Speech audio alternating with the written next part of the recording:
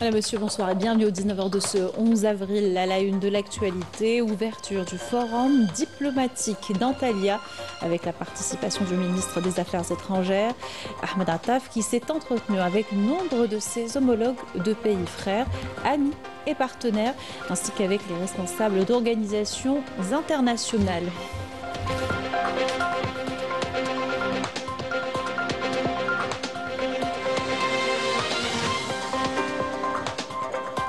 L'Algérie réitère son engagement pour une approche globale et solidaire dans le règlement du phénomène de la migration irrégulière. Nous écouterons le ministre de l'Intérieur lors de la réunion quadripartite de coordination avec l'Italie, la Tunisie et la Libye.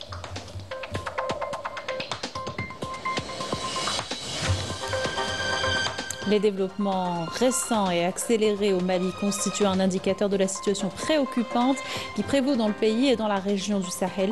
Les actions du chef de la transition déstabilisent le Mali et le voisinage.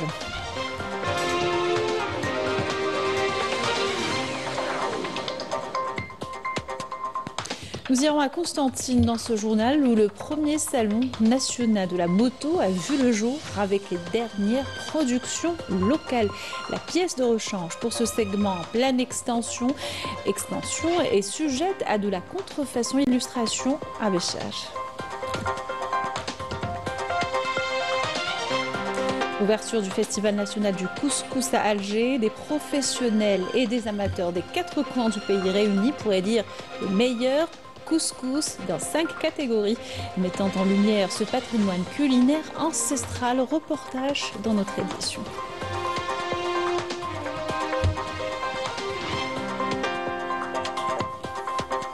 Bienvenue à tous, heureuse de vous retrouver. Tout d'abord, mandaté par le président de la République, le ministre d'État, ministre des Affaires étrangères, de la communauté nationale à l'étranger et des Affaires africaines, Ahmed Attaf, prend part aux travaux de la 4e édition du Forum diplomatique d'Antalya, placé sous le thème « Restaurer le rôle de la diplomatie dans un monde fragmenté ». Cette édition prévoit l'organisation d'une dizaine d'ateliers portant sur plusieurs questions et dossiers d'actualité avec la participation de responsables gouvernementaux, de représentants d'organisations internationales et de personnalités du monde académique et médiatique.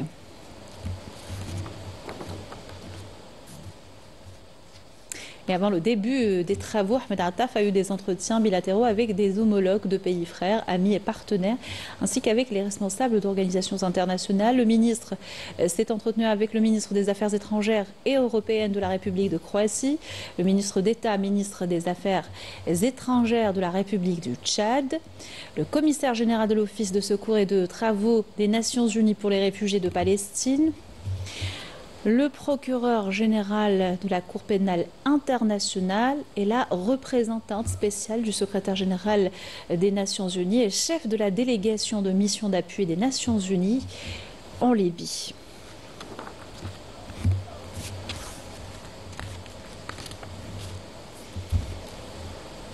Je vous le disais tout à l'heure, ouverture à Naples des travaux de la réunion quadripartite de coordination sur la migration irrégulière. Le ministre de l'Intérieur, des collectivités locales et de l'aménagement du territoire y prend part aux côtés de ses homologues d'Italie, de Tunisie et de Libye. Brahim Rad a mis en avant l'importance de la rencontre pour l'évaluation du niveau de coopération actuel, la nécessité d'une approche globale également. Le compte rendu de Rafa Beloujet. À Naples, la migration irrégulière n'était pas seulement un sujet de chiffres ou de flux, mais un enjeu de dialogue politique à l'échelle méditerranéenne. Autour de la table, les ministres de l'Intérieur algériens, italiens, tunisiens et libyens. Cette rencontre marque la première étape de bilan d'un format quadripartite inédit, lancé il y a près d'un an. الرباعي الأطراف هو يعمل لتقييم ما نقوم به ميدانيا. La rencontre quadripartite nous permet d'évaluer ce qui a été fait sur le terrain et de mettre en place une stratégie bien définie et opérationnelle. Ces rencontres périodiques nous permettent certes d'évaluer ce qui a été réalisé, mais aussi de proposer les solutions qui peuvent nous aider à prendre en charge ce problème comme il se doit.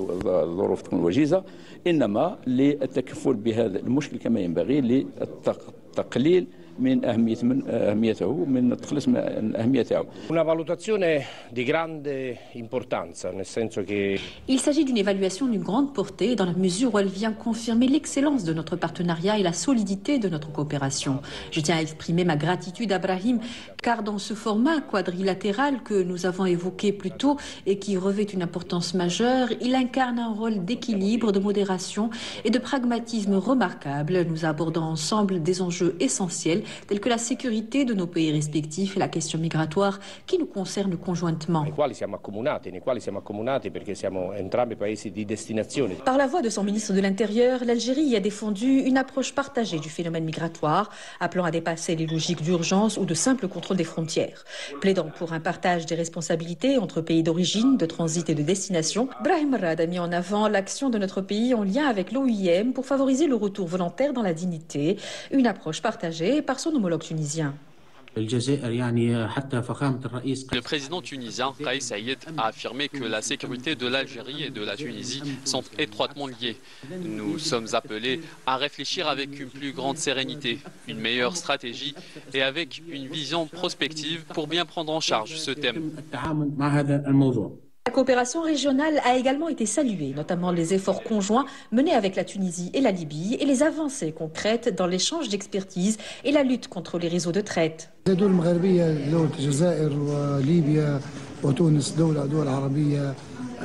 Cette rencontre entre nos trois pays voisins encourage l'ensemble des commissions à œuvrer conjointement et fraternellement comme une seule équipe. C'est ce que nous avons noté auprès de nos frères algériens. احنا لمسنا تعاون كبير جدا من اخوتنا الجزائريين وتحيه لهم في هذا اليوم المبارك. L'Algérie a par ailleurs réitéré son soutien au projet de développement durable initié avec l'Italie, tout en rappelant qu'aucune solution durable ne saurait faire l'économie d'une réponse aux causes profondes de l'exil, la pauvreté, l'instabilité et les crises oubliées du Sahel. Un dialogue méditerranéen qui, pour Alger, doit rester fondé sur la solidarité, le respect des souverainetés et une vision commune du développement. Les développements récents et accélérés au Mali constituent un indicateur de la situation préoccupante qui prévaut dans la région du Sahel. Le chef de la transition, en manque de légitimité, est prêt à tous les dépassements pour se maintenir au pouvoir, qu'il a d'ailleurs usurpé, poussant le Mali vers un avenir incertain et créant l'instabilité dans le voisinage. Salim Hamadi, Walid Yousfi. Au-delà des apparences et des discours véhiculés par la junte au pouvoir à Bamako, une réalité amère s'impose. Le Mali se dirige tout droit vers un gouffre politique, économique et sécuritaire, sous l'effet d'une gouvernance putschiste guidée par des agendas opaques, qu'ils soient financiers ou idéologiques. Le colonel Assimi Goïta, loin de répondre aux attentes du peuple malien, a foulé aux pieds les principes de légitimité, entraînant le pays dans une spirale de chaos, de répression et d'isolement. Nous avons librement fixé au 26 mars 2022 la fin de la transition à 24 mois par un décret du 6 juin 2022. Donc la transition est censée prendre fin le 26 mars 2024. Mais elle a été reportée sine die, unilatéralement. Est-ce que vous pouvez imaginer ça? J'ai appris dans les médias que la transition a été reportée. La junte d'Assimi Goïta ne vise qu'à faire oublier l'illégalité de ce régime, les horreurs de ce régime et l'incompétence de ce régime devant la crise sécuritaire, devant l'effondrement économique et devant la déchéance morale et civilisationnelle du Mali. Assimi Goïta dans les armées sont devenus cannibales, mangent les gens. J'ai les images. Mais il y a beaucoup de gens qui sont choqués, qui me disent, s'il te plaît, ne les montre pas. Je les ai partagés. Même moi, je n'ai pas pu les regarder jusqu'au bout. Vous savez, j'ai regardé l'image comme ça. J'ai pas pu. L'armée malienne, aujourd'hui, pratique du cannibalisme. On attrape quelqu'un, on le tue, on le coupe, on le mange. Portée par des ambitions personnelles et soutenue en coulisses par des forces extérieures, la junte militaire se comporte moins comme une autorité de transition que comme une force d'occupation. Ses actions et ces déclarations trahissent une volonté manifeste de détourner le Mali de sa trajectoire démocratique. Dans ce contexte, les attaques répétées à l'encontre de l'Algérie, partenaire historique et acteur central de la stabilité régionale, apparaissent comme une tentative désespérée de détourner l'attention Aujourd'hui, les dérives de la junte menacent bien plus que le seul avenir du Mali. Elles fragilisent toute la région du Sahel, déjà éprouvée par les conflits. Large mécontentement au Maroc, suscité par l'engagement du Marzen dans l'accord de normalisation avec l'entité sioniste. Cette alliance de plus en plus forte est considérée comme une trahison à la cause palestinienne et une implication dans le génocide en cours. Ilham Achir, Majda Dahmoun. Le peuple marocain est contraint aujourd'hui de payer au prix fort les frais d'une normalisation imposée, fruit d'accords humiliants conclus à son insu par le Marzen, fidèle à ses reniements historiques. Tandis que les portes du pays s'ouvrent à la coopération avec l'occupant sioniste dans des secteurs névralgiques, les Marocains, eux, continuent de subir l'injustice au quotidien. Expropriation abusive, destruction de leur foyer et scènes de détresse humaine qui piétinent la dignité la plus élémentaire.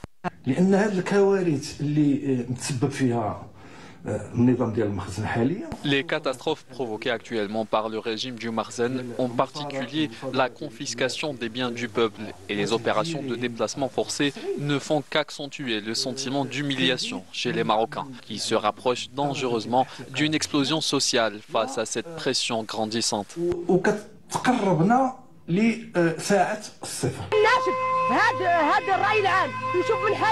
Nous lançons un appel à l'opinion publique pour prendre conscience de notre situation catastrophique. Le Marzen nous a agressés et menacés. Ils nous ont tout pris. Où sont nos droits?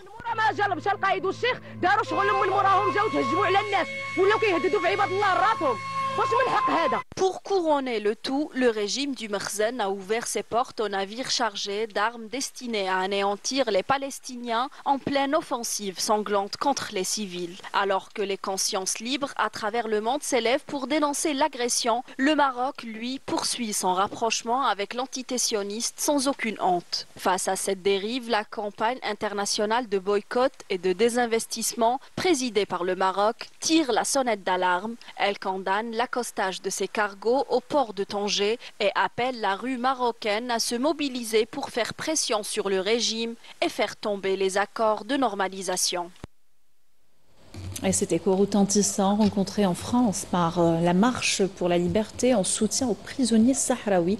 Une mobilisation qui dérange tant elle rappelle les violations flagrantes des droits des Sahraouis par le régime marocain. Ce dernier a tenté de perturber la marche en usant même de la force et de différents stratagèmes, des pratiques habituées du Marzen ou des Fouziatej et Walid Yousfi. Une marche pacifique porteuse d'un appel fort à la libération des prisonniers sahraouis semble avoir semé le trouble au sein du régime marocain. L'initiative, qui a trouvé un large écho auprès des militants et défenseurs des droits humains, a été confrontée à une réponse brutale, faute de pouvoir étouffer la portée symbolique et politique de cette mobilisation. Le Marzen tente de réduire au silence une voix qui ne cesse de gagner en force. Au moins 50 personnes marocaines qui sont venues manifester devant le centre social qui accueille des enfants, et au point qu'ils nous empêchaient d'entrer et de sortir. Et ils ont fait une intrusion dans la maison pour demander les enfants pour pas qu'ils subissent la propagande sahraoui. Et donc il a fallu que les animatrices se défendent en disant mais vous n'êtes pas le père des enfants, c'est pas à vous de le prendre. Les quelques Sahraouis qui étaient là, moi je les ai empêchés de sortir pour pas qu'elles soient attaquées par les Marocains. Donc on est un petit peu gênés. Heureusement la LDH est courageuse, elle sait ce qu'il faut faire, mais on s'inquiète beaucoup pour la suite. Loin d'être une simple traversée, la marche de la liberté se poursuit sur pas moins de 3000 km en direction du Maroc, dénonçant la détention des prisonniers sahraouis et les violations persistantes des droits humains dans les prisons du Marzen. J'ai été condamné à 25 ans de prison par le Marzen. J'ai passé 7 ans derrière les barreaux où j'ai été torturé. Je suis venu pour participer à cette marche. En France. Cela témoigne également de l'échec du régime marocain et de ses agendas à faire face à la réalité portée par la marche de la liberté, la légitimité de la cause sahraoui. Cette réaction violente des sbires du Marzen intervient dans un contexte marqué par une intensification des dynamiques autour de la question du Sahara occidental. Elle survient alors que le Conseil de sécurité des Nations Unies s'apprête à tenir ce mois-ci une session de consultation sur le dossier du Sahara occidental. Retour dans le pays et cette importante saisie, plus de 300 kg de pierres de différentes tailles. Des fragments de météorites ont été saisis par la brigade territoriale de la gendarmerie nationale de Mguiden, relevant de la wilaya de Timimoun. Les analyses effectuées par l'Institut national de criminalistique et de criminologie de la gendarmerie nationale ont révélé qu'il s'agit de chondrites et achondrites. La saisie de plus de 1500 météorites dans une seule affaire en fait un cas exceptionnel selon la gendarmerie, sachant que le nombre total de fragments déclarés dans le monde ne dépasse pas 84 270. Ce sont donc des objets extrêmement rares ayant une grande valeur scientifique, notamment pour les astronomes, car elles représentent la meilleure source d'informations sur la formation du système solaire et la structure interne des planètes. Et cette première, un salon national de la moto et des deux roues a vu le jour à Constantine. Cet espace permet de présenter ce qui se fait de nouveau au niveau local. D'ailleurs, une cinquantaine de participants y exposent leurs produits, montrant l'exemple aux jeunes désireux de se lancer dans ce segment et de bénéficier des différents mécanismes d'aide. Reportage de Smaïl Belkhaïdia. Premier événement du genre, le Salon national de la moto à Constantine fut l'occasion de réunir les partenaires d'un secteur en pleine expansion. Parce qu'on a remarqué qu'au niveau national, la moto a toujours été intégrée dans les salons de l'automobile, de la mécanique ou bien de la production nationale. Alors on a voulu aujourd'hui faire sortir du lot le secteur des deux roues. D'une façon générale, la moto, la bicyclette, les trottinettes, les motos électriques, les bicyclettes électriques. On a réuni dans un seul endroit les autorités, la gendarmerie, la protection civile, les organismes de financement, l'ESDA, l'ANGEM. Nous avons de cette première édition environ 50 participants qui représentent tous les segments de la chaîne des deux roues, du financement jusqu'à la production, jusqu'à la réparation, le service après-vente. Ça a été très bénéfique en tant que club de Bridge Adventure Constantine. C'est le club de motards de Constantine. Ça nous fait plaisir d'être un co-organisateur dans cet événement-là. On a essayé de rassembler les motards et les passionnés de la moto de la ville de Constantine. Et en même temps, on a invité des motards des autres wilayas voisines de la wilaya de Constantine. Ça a été très bénéfique et motivant pour nous pour continuer dans cet état d'esprit-là et d'organiser des petits shows pour arriver peut-être au professionnalisme et faire des compétitions. Les professionnels du secteur de la moto ont mis à profit le salon pour présenter des produits soutenus par les mécanismes d'aide à la création d'emplois pour jeunes. Nous avons pas mal de produits qui ont exposé ici et nous avons aussi des produits pour les personnes aux besoins spécifiques. Nous avons aussi des scooters livraison, la livraison de pizza, la livraison de tout ce qui est agroalimentaire. Et d'autre part aussi, nous avons des modèles pour le marché ambulant. Nos clients peuvent acheter une moto cash au niveau de nos points de vente ou alors passer par des mécanismes de financement tels que l'ANGEM et le NASTA.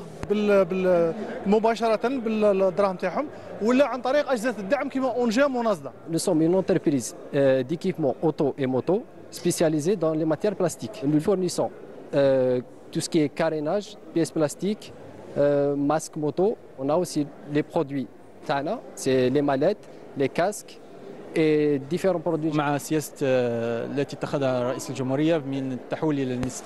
Avec la politique adoptée par les hautes autorités du pays, nous nous sommes orientés vers la production de pièces de rechange localement grâce à l'expérience que nous avons acquise dans ce domaine. Notre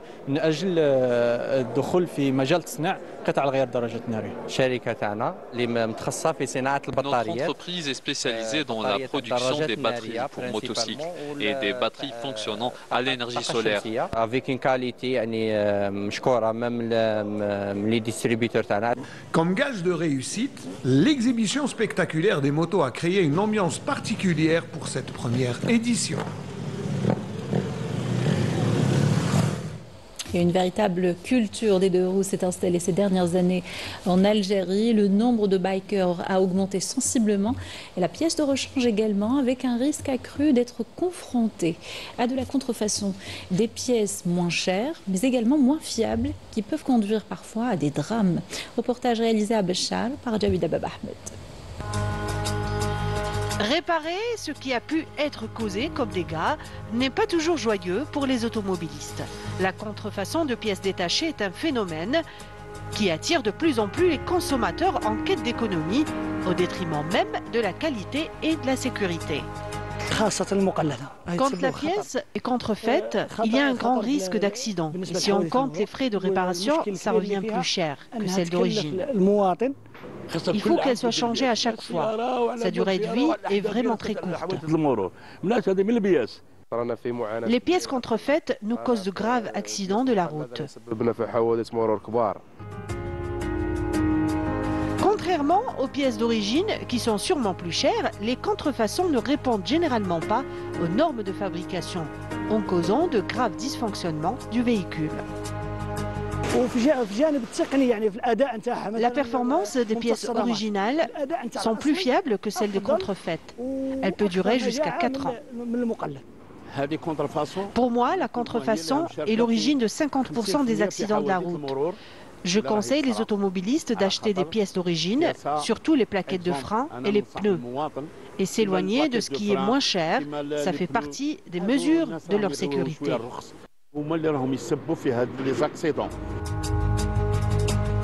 Un dysfonctionnement qui met la vie des conducteurs et des passagers en danger. Cela dit, ce phénomène reste une véritable fuite du secteur économique, encore une raison pour laquelle il faut lutter contre elle. Et on termine avec le Festival national du couscous à Alger qui a débuté ce vendredi. Des professionnels et des amateurs des 4 coins du pays réunis pour 2 jours afin d'élire le meilleur couscous. Et les participants sont en compétition dans 5 catégories pour mettre en lumière ce patrimoine culinaire ancestral. Reportage de Amela Sefta. En Algérie, le couscous ne se consomme pas seulement, mais il se célèbre également. Des visiteurs, chefs et artisans se sont rassemblés pour honorer ce plat emblématique, inscrit au patrimoine immatériel de l'UNESCO, à l'occasion du premier festival du couscous algérien. Il y a plusieurs dimensions, il y a plusieurs axes qui sont présents dans cet événement. Il y a l'axe bien sûr d'exposition, il y a l'axe également d'animation, mais également il y a l'axe de conférence sur ce domaine. Il faut savoir que le couscous, donc c'est un patrimoine, et c'est un patrimoine également culinaire, donc il fait partie du patrimoine immatériel, national et universel. Donc aujourd'hui, notre présence ici, c'est de mettre en valeur ce patrimoine national, c'est de le mettre en valeur à travers sa valorisation sociétale, sa valorisation économique, sa valorisation également environnementale. Ici, chaque région apporte sa touche, son goût, son histoire. Kabyle, Chaoui, constantinois ou encore saharien, autant de saveurs, de textures et de secrets transmis de génération en génération. Je suis très contente, comme ça, je suis très contente de ma participation à ce festival. Je suis heureuse de représenter l'Algérie et le couscous algérien à travers le monde. Et j'ai décidé en tant que participante de présenter plusieurs variétés de couscous. Du couscous noir accompagné de poissons. J'ai aussi préparé un couscous au thym et un à la lavande qui est assez connu. Et pour finir, une nouveauté, un couscous au jojoba.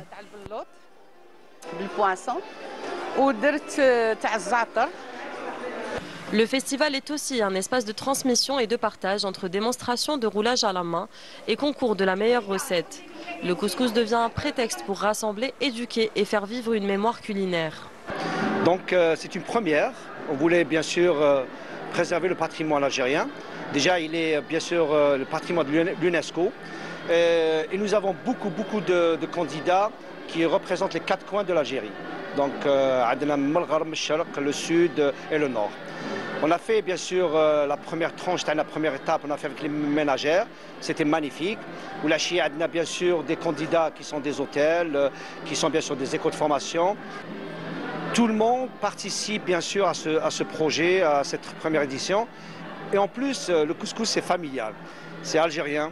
Chaque vendredi, toutes les familles, soit Flaara, soit Janazet, un peu toutes les fêtes, on mange le couscous et on veut préserver ça. C'est important. Et bien sûr, c'est algérien, c'est pas autre. Donc là, nous avons toutes les régions de l'Algérie, des goûts différents. Comme j'ai constaté aujourd'hui, j'étais vraiment ému de voir, bien sûr, et de goûter des couscous de toutes les régions qui sont du sud, du nord, de l'est. Vraiment, dans une seule région, vous trouvez différents de couscous de toute qualité. La culture algérienne se dévoile dans toute sa diversité. Le public déguste, échange et découvre l'immensité de la culture et du patrimoine culinaire algérien. Ce festival qui sera un carrefour, une plateforme de partage, d'échange de notre culture et notre patrimoine, et notamment le couscous, ce plat qui est un plat de convivialité, d'hospitalité, qui réunissent tous les membres des familles algériennes. C'est un plat qui se prépare presque dans les 58 wilayas algériens, malgré la différence de sa préparation, même les ingrédients utilisés, etc. Mais ça reste un plat culinaire algérien qu'on doit préserver. Et puis c'est à travers des festivités pareilles qu'on insiste à le préserver et le transmettre, surtout pour les générations qui viennent. Au-delà du goût, ce festival célèbre l'identité et le vivre ensemble. Car en Algérie, partager un couscous, c'est bien plus que partager un simple repas. C'est ouvrir son cœur et raconter son histoire. Voilà qui termine notre journal. Merci de l'avoir suivi et excellente soirée sur Canal Algérie.